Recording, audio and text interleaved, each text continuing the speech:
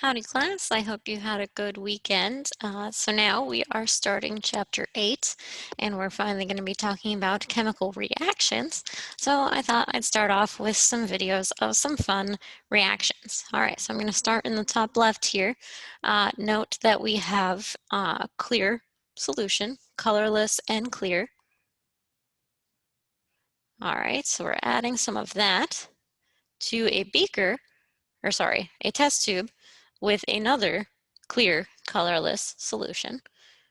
Note that clear and colorless do not mean the same thing. Colorless means that there's no color. Clear means that you can see through it. So clear is related to the consistency. It's not cloudy or opaque, it's clear. And colorless refers to the color. So this is clear and colorless. Both of our solutions are, but let's see what happens when we mix them together. All right, so when we add these two clear colorless solutions together, we end up with a white cloudy precipitate. So that means we're forming a solid in solution. So we have a solid forming from the addition of these two clear colorless solutions. So this was the reaction of silver nitrate and sodium chloride to form silver chloride, which is white, as you can see, and it is an insoluble solid, so it does not dissolve in water. It actually comes out of solution, it precipitates, that's why we call it a precipitation reaction. So that is one example. This one over here on the top right is very similar, except it's got some pretty colors. So we have two colorless, two clear colorless solutions again. We drop one into the other one and we get this bright yellow precipitate. So this is lead nitrate and sodium iodide being combined to form lead iodide. So lead iodide is the yellow precipitate. It is a yellow solid, insoluble solid. So it comes out of solution and makes our solution a cloudy yellow over time. But this is just the first couple seconds of the reaction so that we see the really stark difference between the two clear solutions and this bright yellow solid forming.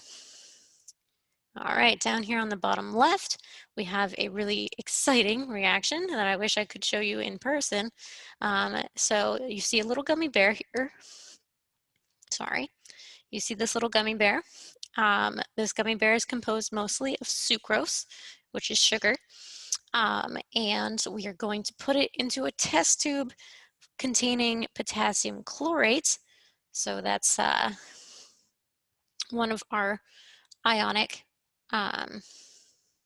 compounds. Potassium is an ion and chlorate is one of our polyatomic ions, you should remember.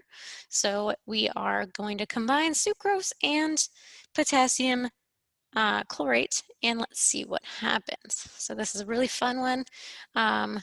Would be really cool to do in class, but we're not in a classroom, unfortunately. So you missed the sound effects, but it's a really loud explosion, really vigorous reaction. You can see the parts of the gummy bear flying out, flaming parts of the gummy bear flying out of our test tube. You can see all the smoke that's produced.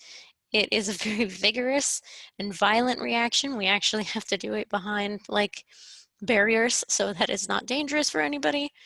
We have to have all of our proper PPE to make sure everybody's safe when we do this reaction, because it is actually super dangerous, even though it's just a gummy bear. It becomes very dangerous when we mix it with potassium chlorate. And our last reaction here on the bottom right, these are pieces of magnesium metal. I don't know why this keeps happening. I keep clicking boxes and the wrong ones start playing. So this is magnesium metal added to hydrochloric acid, HCl. And it's producing a bunch of bubbles. It's a pretty vigorous reaction as well. Not quite an explosion like with the gummy bear, but We see a lot of fizzing, a lot of bubbles, so I'll show you that again. We've got magnesium metal and hydrochloric acid. So the hydrochloric acid dissolves the magnesium metal. You can see all the metal pieces being dissolved. They're no longer present. We don't see them anymore in our test tube. So they are being dissolved and we are producing hydrogen gas. So magnesium metal plus hydrochloric acid gives us hydrogen gas. And that's what all the bubbles come from, is the hydrogen gas. All right, cool. So I thought the best way to start talking about reactions is to show you some reactions. So now let's get into the descriptions and definitions and the nitty gritty, if I can. Here we go. Okay, so chemical reactions. So we've mentioned briefly chemical changes and chemical properties back in chapter 1, but a chemical reaction occurs when one or more substances are changed into one or more new substances. And we have several things that can give us evidence of a chemical reaction. So if there is a color change, like when we had our two colorless solutions combined to make that bright yellow precipitate, that's a color change. You can also have a color change without forming a solid. If you mix two things together, you can sometimes mix two colorless solutions together and they will form a colored solution. There's still no precipitate in that scenario, but the color change is an indication of a chemical reaction on its own. Or when we form a solid, like we did with those first two reactions, we formed a white precipitate and a yellow precipitate. The formation of a solid or a precipitate is another evidence of a chemical reaction. The last two, we had some gases being formed because you could see some bubbles. So in the gummy bear explosion, we had carbon dioxide bubbles being produced, and in our magnesium hydrochloric acid reaction, we had hydrogen gas being produced, and that took the form of bubbles in our solution. So bubbles are typically evidence of a chemical reaction as well, unless you're just, shaking something up and getting the air in there. That's not necessarily evidence of a chemical reaction, but if we form a gas with no extra agitation, then we'll see bubbles there. And that's evidence of a chemical reaction. And finally, energy change. So if we can feel our solution get hot or get cold, if we feel a temperature change without adding any extra heat or cooling, then that is evidence of a chemical reaction, as well as explosions are evidence of chemical reactions. Sorry, gotta turn my pen on here. All right, so chemical reactions, this is the last part of Dalton's theory, Dalton's atomic theory that we started talking about back in chapter 2.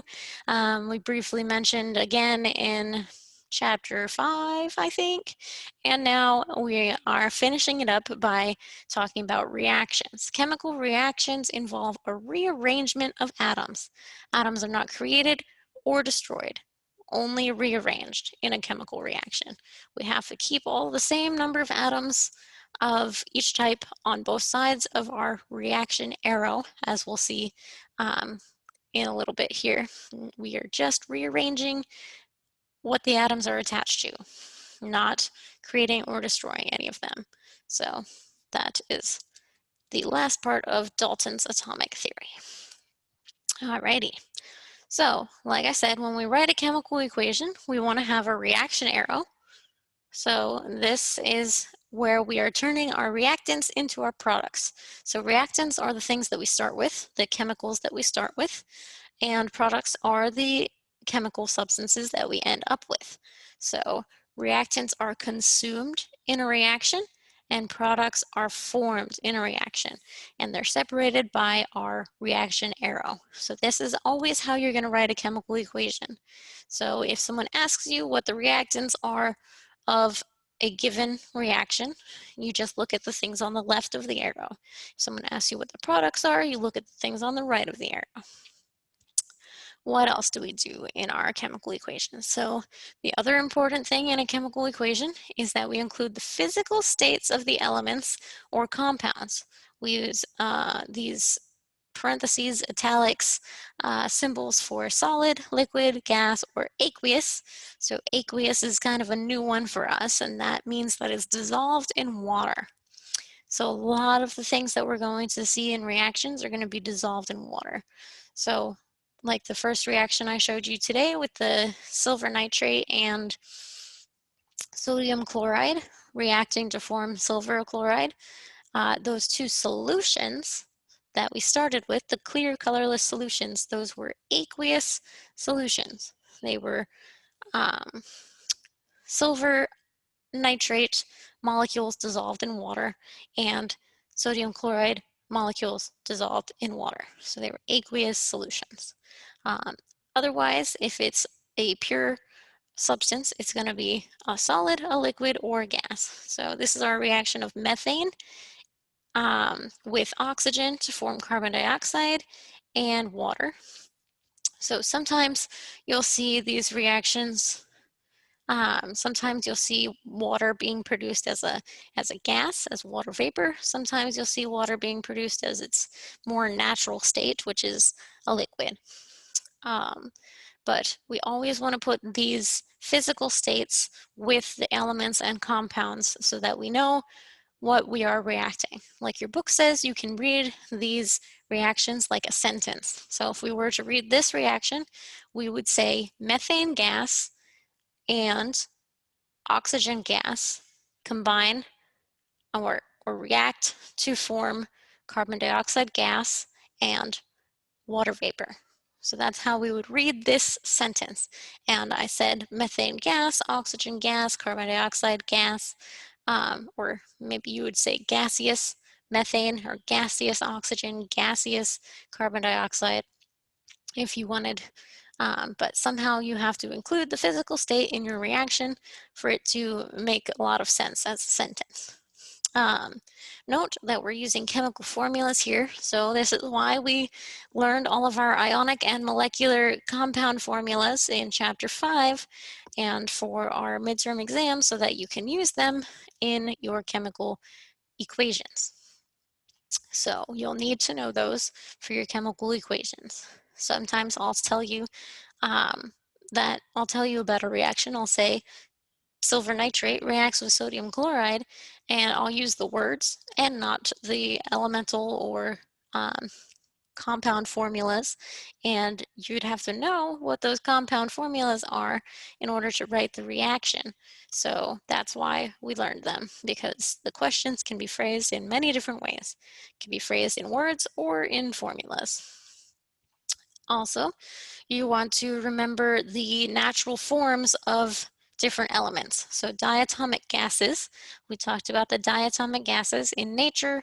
Hydrogen, nitrogen, oxygen, fluorine, and chlorine are all found as diatomic gases. So these are all gas. They would have this gas symbol, like this oxygen up here, and they're always diatomic. You will never write a chemical reaction where you have oxygen reacting to form anything. It'll always be O2. Same thing with hydrogen, nitrogen, fluorine, chlorine. These will always be diatomic gases. You will never have a single oxygen atom reacting with something, or a single hydrogen atom reacting with something, or a single nitrogen atom. They will always be diatomic molecules. Bromine and iodine are the same. They are also diatomic molecules. Bromine, however, is a liquid and iodine is a solid in nature. They are not diatomic gases. Bromine is a diatomic liquid and iodine is a diatomic solid. So they would get the liquid symbol and solid symbol with those. Noble gases are, of course, gases, and they don't like to react, so they usually are, you find them by themselves. So an example here is helium gas. You're just going to write the symbol for helium, and it's going to be a gas. Same thing for neon, argon, krypton, xenon, radon. Yeah, all of those. They're all single atoms and gases, as opposed to the diatomic gases. And finally, metals and metalloids are usually written as their elemental symbols. So sometimes you'll see sulfur written as S8, which is fine, but it's usually just written as sulfur. So you don't need to remember the S8. I guess P4 is one that you don't need to remember it. I'm not going to ask you about P4. It might turn up on your homework, but phosphorus is found in nature as this molecule with 4 phosphorus atoms. That's how it's found instead of a diatomic gas. It's found as P4, and it is a solid. And I forget if that is white phosphorus or red phosphorus. Comes in 2 different forms. I don't remember which one's the more common, but you don't need to worry about that. If it shows up on your homework though, you want to write it as P4. But almost all metals you're going to normally find as just the element. So iron is Fe, it's a solid. Most metals are solids. Silver, Ag, is a solid. Carbon is a solid. So sometimes you'll see carbon written as graphite or diamonds or whatever. But if you want to write it in your equation, you can just write carbon solid. The only one that's weird is mercury, which is a liquid. So I don't know that you'll have to memorize that, but most of you probably will be able to remember that mercury is a liquid based on, I don't know if you've ever seen an old thermometer or even heard about old thermometers, but they used to have liquid mercury in them. You can ask your parents about them. They used to have liquid mercury in them. That's the natural state of mercury. They didn't have to do anything special to have it be a liquid in the thermometer. And if you broke it, you would see a little ball of mercury on the floor. It's still a liquid, but it likes to form up into like a little ball because of surface tension and intermolecular forces and all that good stuff that we learned before. All right, so let's keep going. When we talk about chemical equations, the number in front of a compound in a balanced equation is called the stoichiometric coefficient. It indicates the number of molecules of that reactant or product, or the number of elements of that reactant or product in the reaction. So this could be element or compound. It doesn't have to just be a compound. Usually they're compounds, I guess, but I can't write on this screen, sorry. Element / compound in a balanced equation. That's their coefficient. It's the number of molecules of that reactant or product in the reaction. So if we look down here, I'm skipping ahead a little bit, but if we look down here, there's 2 in front of our KCl, KClO3, so that's our potassium chlorate. So there is there's a 2 in front of there, so there are 2 molecules of potassium chlorate in that reaction. If there is no coefficient written, then that means it's a 1. So there's no coefficient here. That means there's 1 molecule of this organic molecule. Don't know what that is off the top of my head, but there's 1 of them in that reaction.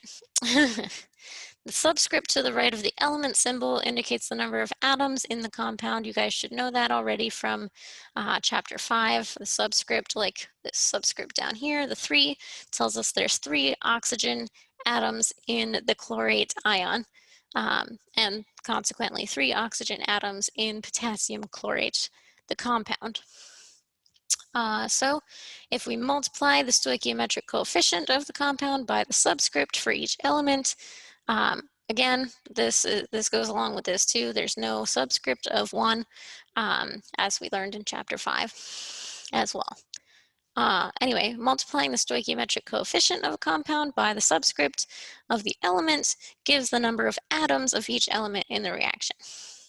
So if we look down here at potassium chlorate, again, we've got a 2 coefficient, and let's look at oxygen. We've got a 3 subscript for our oxygen in the potassium chlorate compound. So there's 2 of the molecules, and there's 3 oxygens per molecule.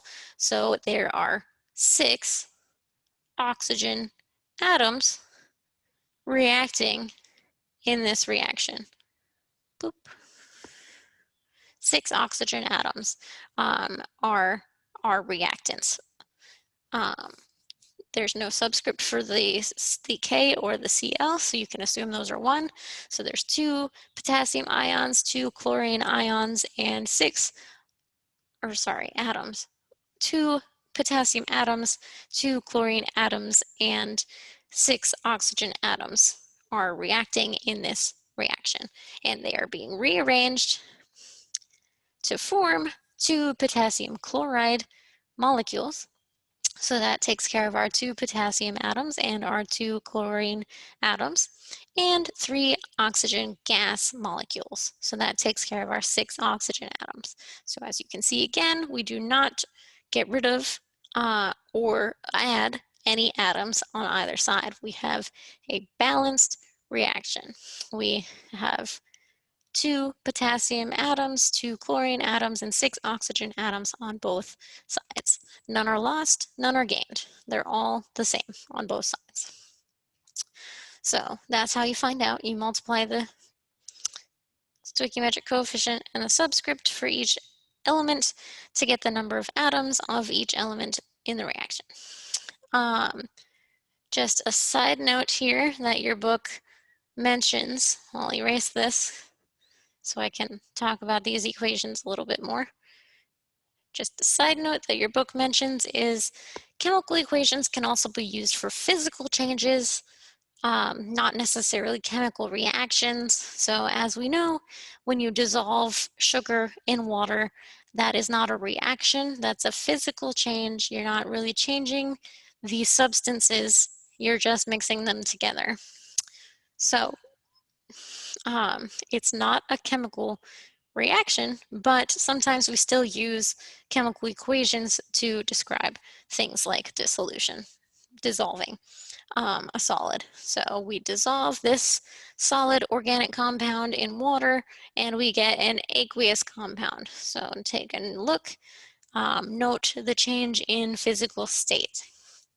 And note this little water molecule written above our reaction arrow that's showing that it's not a reaction, but but it is involved in the process. So it's not a reactant. It's not over here on the left side of the arrow. So it's not a reactant, but it is a reaction or process condition, I should say. So a condition is usually written up above the arrow. Just like this bottom one here, reaction conditions can be included in chemical equations. This little delta symbol, this triangle, tells us that there is heat being added to this reaction. This reaction is actually pretty similar to the one that we saw with the gummy bear. So potassium chlorate, in this case, isn't reacting with sucrose. It's just being heated up. So when we heat up potassium chlorate, we end up with KCl and oxygen gas. So we're adding heat to our reaction, so that reaction condition is sometimes shown with the reaction arrow. All right, let's keep going. So balancing chemical equations. All right, so we're gonna start a little bit on balancing equations here. We'll probably do a lot more of it in class, but this idea is that we have the same number of atoms present on both sides of our reaction, but we are changing how they are bonded. We are changing we're rearranging the atoms. So that means that we are satisfying the law of conservation of mass, because we have the same number of atoms of each element on both sides of the reaction. So that means the same number of each type of atom on both sides means the same mass on both sides. So we are satisfying the law of conservation of mass. which means that matter is neither created nor destroyed. And when this is done with our equation, when our chemical equation satisfies this, that means that our equation is balanced. So let's take a look at this a little more closely. So this is the reaction equation. So methane gas plus oxygen gas gives us gaseous carbon dioxide and water vapor. So here's our methane molecule. Here are our oxygen molecules. Here's our carbon dioxide molecule and our water molecules. So we've got reactants on the left, products on the right.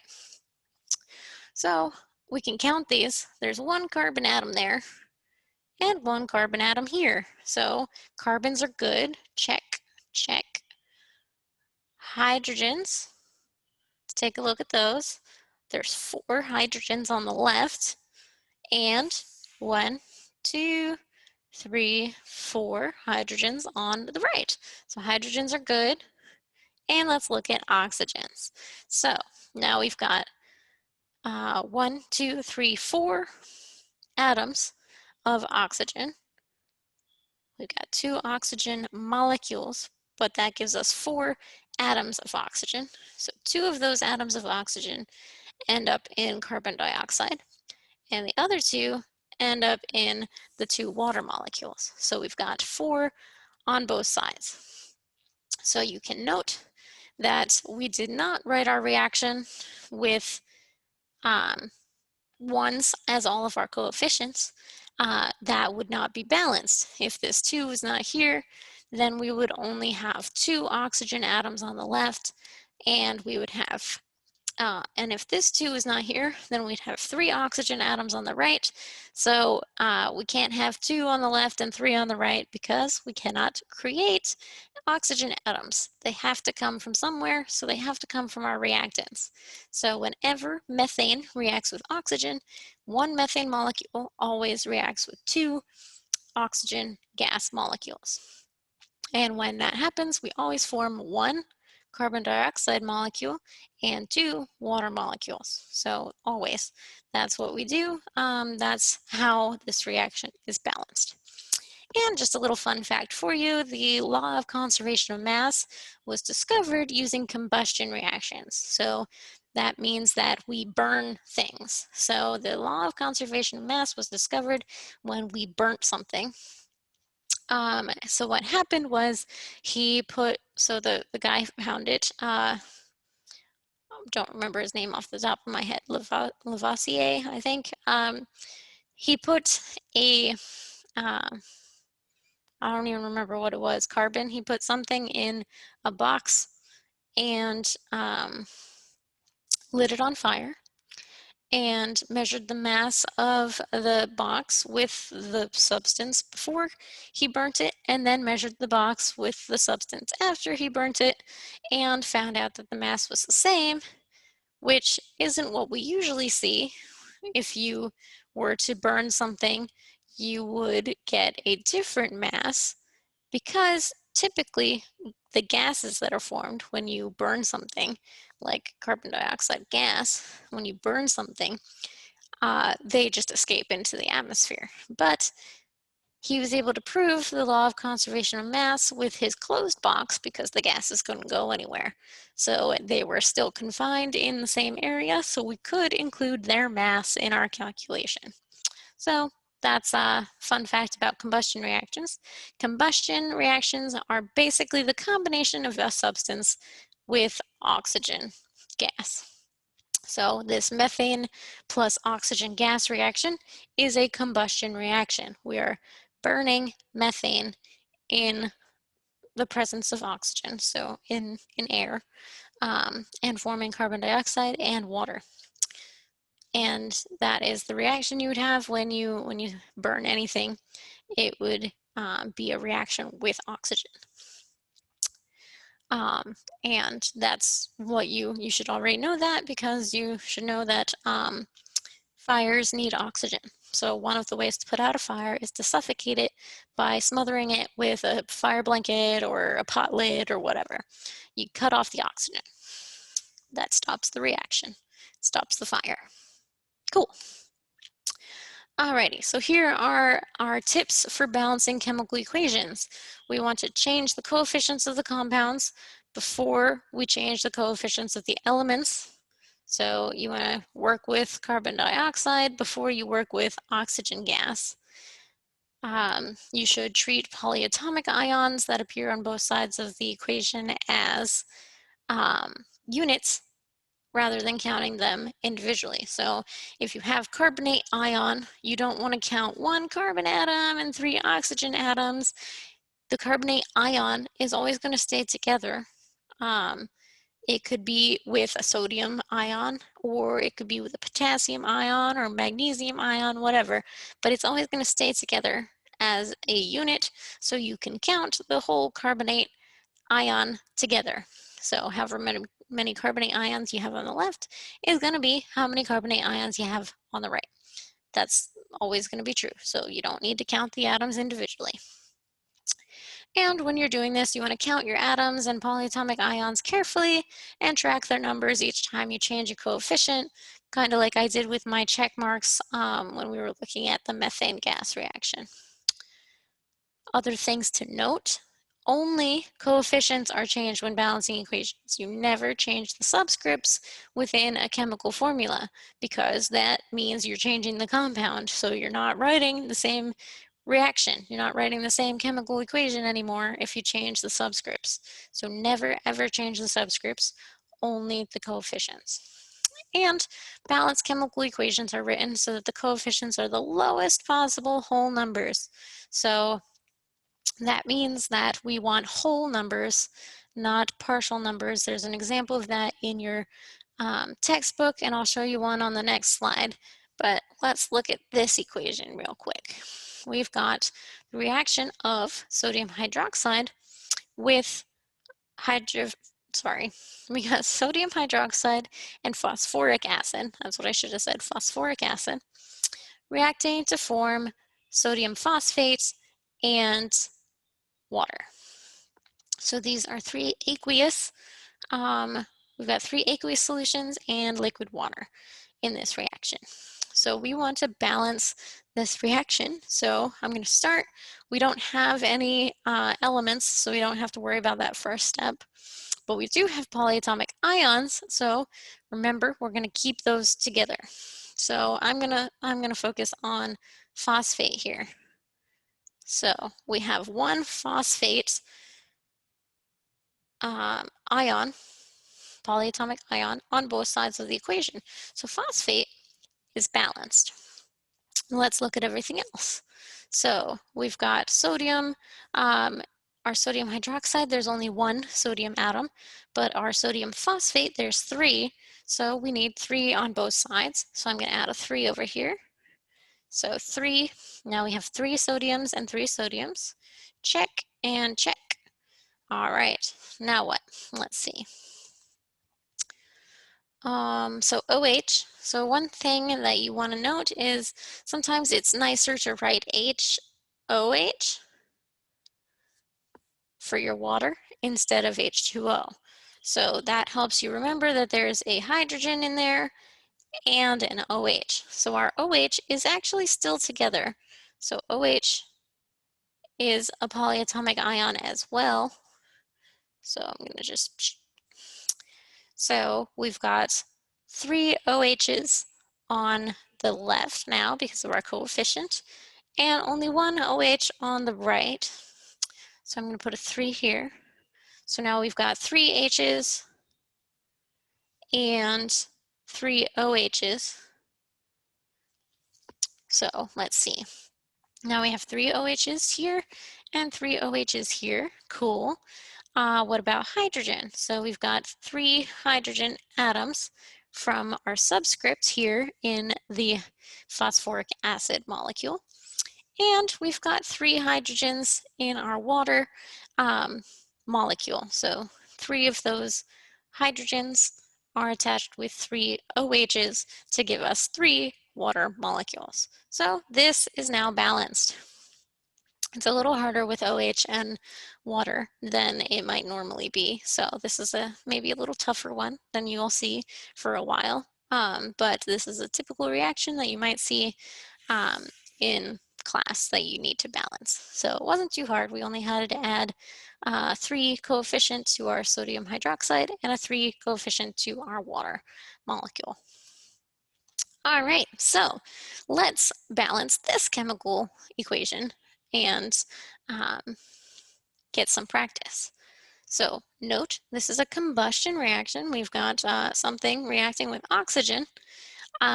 So this is actually the equation involved in human respiration. So as humans, we take in oxygen and we breathe. So we inhale oxygen, we breathe out carbon dioxide, and also involved in that process is the consumption of glucose. So this is glucose. Your cells convert glucose and oxygen into carbon dioxide, water, and energy. So this is how we get energy.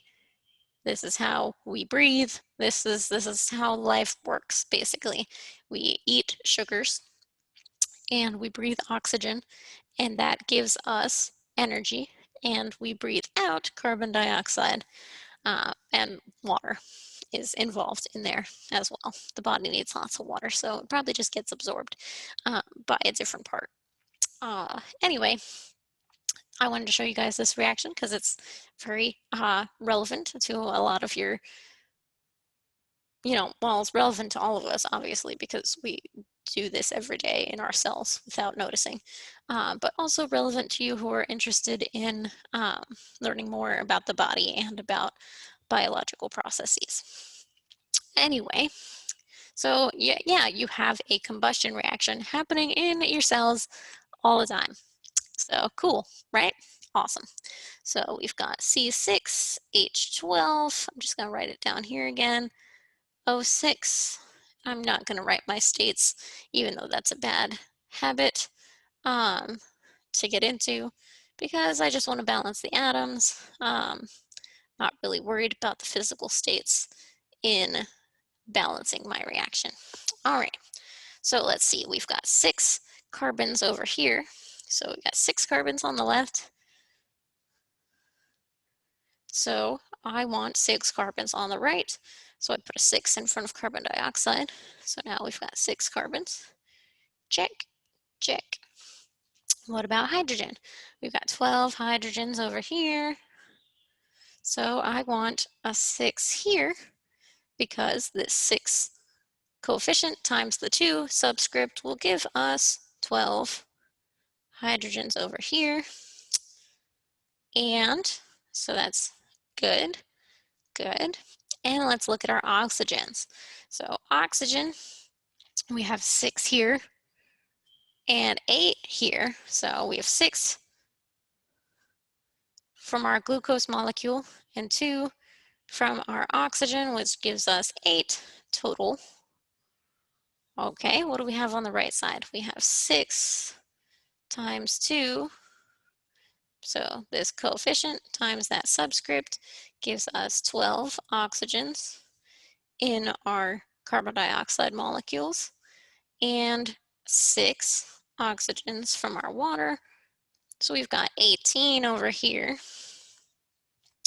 So if we change this one, that means that we'll have to change our carbons and our hydrogens again. So let's try not to change this one now that we're done with it. Let's change this one instead. So if this one is left alone, then we want to take a look at this one. What do we want to multiply 2 by to get up to 18 total? So we've got 6 here, so I'm going to subtract those off. I'm going to erase this now. Boop, boop, boop. All we know is it's not balanced right now, so we need to fix it.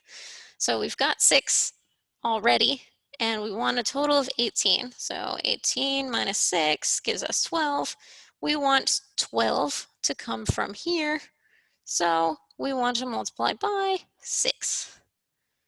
All right, so our balanced reaction is 1 molecule of glucose plus 6 molecules of oxygen gas reacting to form 6 molecules of carbon dioxide and 6 molecules of water. So that is our balanced reaction. We can check again at the end. So C6, 6 carbons, check. H12, 12 hydrogens, check. And we've got 6 oxygens from glucose and 12 oxygens from our 6 oxygen molecules. So added together, we've got 18. And on the right, we've got 6 times 2 is 12 from carbon dioxide, 6 from water gives us 18. Check. All right, so I'm just going to erase a little bit here so I can show you something else. And here we go. So remember how I said we want whole numbers? So there's a reason that we don't write the reaction as 1/2 C6 H12 O6 plus 3 O2 reacting to form 3 CO2 and 3 water. So these are all whole numbers, but this one isn't. So we don't write our balanced reaction this way. We want to have all whole numbers. And it's easy to do once we have a balanced reaction, even if we have a balanced reaction with fractions. If this is what we ended up with when we balanced our reaction, then we're not done, but we're so close that it's easy. So all you have to do if you end up with a reaction that has one fraction in it is multiply by the denominator and do that for all of our things. So we want to multiply the number of glucose molecules by 2 to get it to 1. We want to multiply the oxygen molecules by 2 to get it to 6, and carbon dioxide and water to get to 6 and 6 as well. So it's just like an algebraic equation. You multiply everything by the same number and it's still an equality. So this is like what this is something that's going to be important for us in the future, even if it doesn't come up too much when we're balancing reactions. It'll come up a good amount later, especially in chapter 10. But that's a while from now. But all you need to remember for now is if you do end up with a fraction when you're balancing a reaction, just multiply everything by the same number so that you can, if you multiply it by the same number, you're just treating your equality by the same each time. All right, I'm going to stop here and start another one.